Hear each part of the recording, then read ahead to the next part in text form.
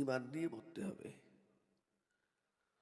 ও আমার ইমানেরা, সোনা মানিকেরা, জওয়ানেরা, এই জন্য বাবা যখনই দোয়া চাওয়া হবে, দোয়ার ভিতরে এতটুকু কথা বলতে হবে, আল্লাহ দুনিয়া থেকে যারা ঈমান নিয়ে মৃত্যুবরণ করেছে তাদের রুহে পৌঁছে দেন।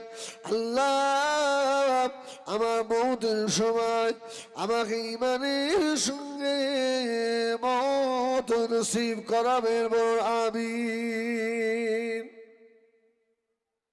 এই দোয়াটা চান, এই দোয়া চাওয়া হয় যে আল্লাহ আমার ঈমানের সঙ্গে মওত হোক। দুটো টাকা পয়সা চাই কি? আল্লাহ শরীর সুস্থ রাখো, টাকা পয়সা দাও, ছেলেগুলো যেন মানুষের মতো মানুষ হয়। তা ছেলেগুলো কি মানুষের মতো মানুষ হবে? আরে মানুষ মানে এটা নয় ছেলে লক্ষ লক্ষ টাকা কামাই করবে বাস ছেলে মানুষ হয়ে গেছে। কত ছেলে আছে কোটি কোটি টাকার মালিক, মদ খেয়ে রাস্তার ধারে চিৎপাত হয়ে পড়ে, তার মানুষ তো কুকুরের থেকেও খারাপ। বিরাট পয়সাওয়ালা, বাপের মুখের দিকে তাকায় না, মায়ের মুখের দিকে তাকায় না, এ কি মানুষ না জানোয়ার? এ কি মানুষ হয়ে গেল? এই জন্য আমি প্রায় জলসায় বলি, আমাদের ভবিষ্যৎ দুনিয়া না আখেরাত? বলেন না, আমাদের ভবিষ্যৎ দুনিয়া না আখেরাত? আখেরাত, দুনিয়া নয়। এই দুনিয়া খরচ নাই বাবা, দুদিনের দুনিয়া ছেড়ে চলে যেতে হবে বাবা, কেউ কারো নয়। ও আমার জানিনা, এই জন্য আল্লাহ কোরআনে জানালেন, ইন্নামা আমওয়ালুকুম ওয়া আওলাদুকুম ফিন্নার। ও সোনা মানিকেরা, সন্তান যদি সন্তানের মতো তৈরি করা যায়, ওই সন্তান কবরে শুয়ে শুয়ে কাজে লাগবে। আর সন্তান যদি শয়তান তৈরি করে যান, দুনিয়াও মার খেয়েছেন, কবরেও মার খাওয়া লাগবে। এই জন্য রাসূলুল্লাহ বলেছেন, ছেলেরা দুনিয়ায় মা বাপকে যারা কষ্ট দিয়েছ, ওই মা বাপকে মরার পরে আর কষ্ট দিও না। সাহাবীরা জিজ্ঞাসা করলেন, ইয়া রাসূলুল্লাহ, ইয়া হাবিবাল্লাহ, মা বাপ মারা যাওয়ার পরে ছেলে মেয়েরা কিভাবে কষ্ট দেয়?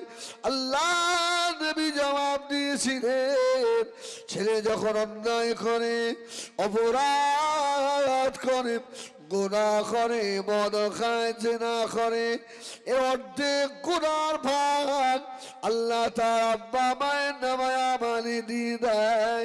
ছেলে যখন নামাজ পড়ে, তাহাজ্জুদ পড়ে, জিকির করে, কোরআন পড়ে, এর অর্ধেক নাকি ওর বাপ মায়ের নামায় আমলে চলে যায়। এই জন্য রাসূল বললেন, গুনাহ করে করে মা বাপকে কষ্ট দিও না। যাদের মা বাপ নেই, তোমরা বেশি বেশি করে নেকির কাজ করো, ভালো ভালো কাজ করো, নামাজ পড়ো, তাসবিহ তেলাওয়াত করো, মানুষের সঙ্গে ভালো ব্যবহার করো। বাপ মা কবর থেকে রুহানিতে দোয়া চাইবে, জোরে বলুন সুবহানাল্লাহ। ভালো বেশি হয় না খারাপ বেশি হয়?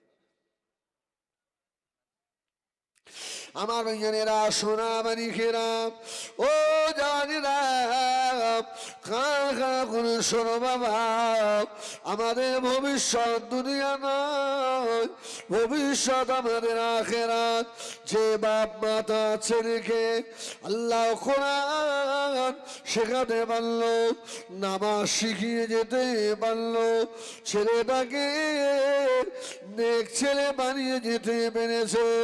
ও ভাইজানেরা, ওই বাপই তার সন্তানকে অরিজিনাল ভবিষ্যৎ শিক্ষা দিল। অরিজিনাল ভবিষ্যৎ ওই ওই বাপ ওই সন্তানকে দিয়েছে। দুনিয়ায় গাড়ি বাড়ি এটা ওটা সব ঠিক করে দিয়েছে, কিন্তু ছেলেটা বাপের জানাজা পড়াবে এ ক্ষমতা নেই। জানাজার ময়দানে গিয়ে ইমামের মুখের দিকে তাকিয়ে থাকতে হয়, কখন দোয়াটা পড়ে দেবে। ঠিক না ভুল? আপনাদের দিকে দোয়া বলে দেয়? কি মানুষ করে গেলেন? সারা জীবন নিজে না খেয়ে মাথার ঘাম পায়ে ফেলে ছেলে বড় করেছেন, আপনার জীবনের শেষ নামাজটা সন্তান পড়বে দোয়া নিয়ে জানে না। তোমার মতো বাপের কপালে ঝেঁটা মারা না, হতভাগা তোমার মতো কেউ আছে?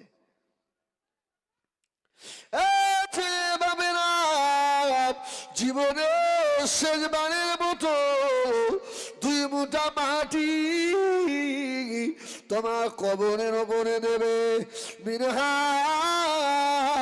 খলাকনাকুম ওয়া ফিহা নুঈদুকুম ওয়া মিনহা নুখরিজুকুম তারাতান উখরা। এই দোয়াটা বেটা জানে না।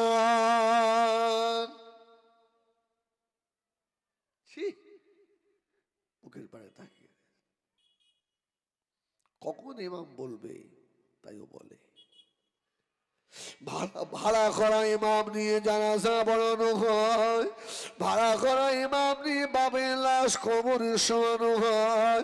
ভাড়া করা ইমামের দোয়া শুনে বেটা বুকের উপরে মাটি দেয়। ও সোনা মানিকেরা, এই জন্য দুনিয়া থেকে যাওয়ার আগে একটা বেটা তৈরি করে রেখে যান, যে যেন আপনার কবরে দাঁড়িয়ে গিয়ে এতটুকু বলতে পারে, রব্বির হামহুমা কামা রব্বায়ানি সগীরা, রব্বির হামহুমা কামা রব্বায়ানি সগীরা। এতটুকু যদি বেটা বলতে পারে, ওই বেটার হাতের ওসিলায় ও আব্বা মা মুরব্বিদের কবরগুলোকে আল্লাহ পাক জান্নাতের বাগিচা বানিয়ে দেয়। বাপের জানাজা পড়ে একটা জামাও জোটে না, গামছা গায়ে দিয়ে দাঁড়ায়, শোক দেখায়। বাপ যখন বেঁচে ছিল 10টা টাকা বাপের হাতে দেয়নি, আছে না নেই? হ্যাঁ, মা মারা গেলে খুব মামা করে কাঁদে, কিন্তু মায়ের একটা ভালো শাড়ি জীবনে জুটিনি। তোমার মতো ছেলের নামাজ, তোমার মতো ছেলের রোজা, হজ, যাকাত, তাসবিহ, তাহলিল সব আল্লাহ বরবাদ করে দেবে। তুই জাহান্নামী হবি, জাহান্নামী। নবী আমার দিন দুনিয়া বাদশাহ হাবিবুল্লাহ জনাবে মুহাম্মদুর রাসূলুল্লাহ সাল্লাল্লাহু আলাইহি ওয়াসাল্লাম, নবী আমার কলিজার টুকরা সাহাবী হযরত আবু হুরায়রাকে নিয়ে আল্লাহ নবী সফরে বার হলেন। কিছু রাস্তা যাওয়ার পরে ও আমার বেঈমানেরা, আল্লাহ নবীর সম্মুখে কবরস্থান পড়ে গেল। নবী আমার কবরস্থান দেখে আল্লাহ পাকের দরবারে 2 হাত তুলে মুনাজাত করতে লাগলেন। এই জন্য আল্লাহ নবী বলেছেন, জুরুল কুবুর ফাইনাহু তুযাক্কিরুল মাউতা। তোমরা বেশি বেশি কবর জিয়ারত করো, কবর জিয়ারত করলে তোমাদের মৌতের কথা স্মরণ হবে। ঠিক না ভুল? এখন তো এক শ্রেণীর লোক বলছে কবর জিয়ারত করাও যাবে না, বাড়ি বসে দোয়া করতে। আছে না নাই? আছে না? আরে বাড়ি বসে কর, বাপের কবরের ধারে গেলেই হবে? আল্লাহ, বাড়ি বসে করলে হবে না এ ফতোয়া আমরা দিচ্ছি নি, কিন্তু বাপের কবরের ধারে গেলে বাপ মা কবরের ভিতর থেকে রুহানি হালতে তার সোনা মানিককে দেখে। জনে বলুন সুবহানাল্লাহ। আমার বেটা এসছে। সেই মানুষ মরে যায়, মানুষের রুহু মরে যায়, এই রুহু মরে যায়, রুহু মরে না। ও আমার মেয়েরা, সোনা মানিকেরা, ও জানেরা, হযরত আবু হুরায়রাকে নিয়ে নবী আমার কবরের দাঁড়িয়ে দাঁড়িয়ে সূরা ইয়াসিন, সূরা মুলক, সূরা তাকাসুর, সূরা ফাতিহা শরীফ, সূরা ইখলাস শরীফ পড়ে নবী আমার দুটো হাত তুলে আল্লাহ পাকের দরবারে দোয়া করতে লাগলেন। ও আমার জানেরা, আল্লাহ নবীর হাতের ওসিলা করে ওই কবরস্থানে যত কবরবাসী ছিল সকলের কবরের আযাব আল্লাহ মাফ করে দিল।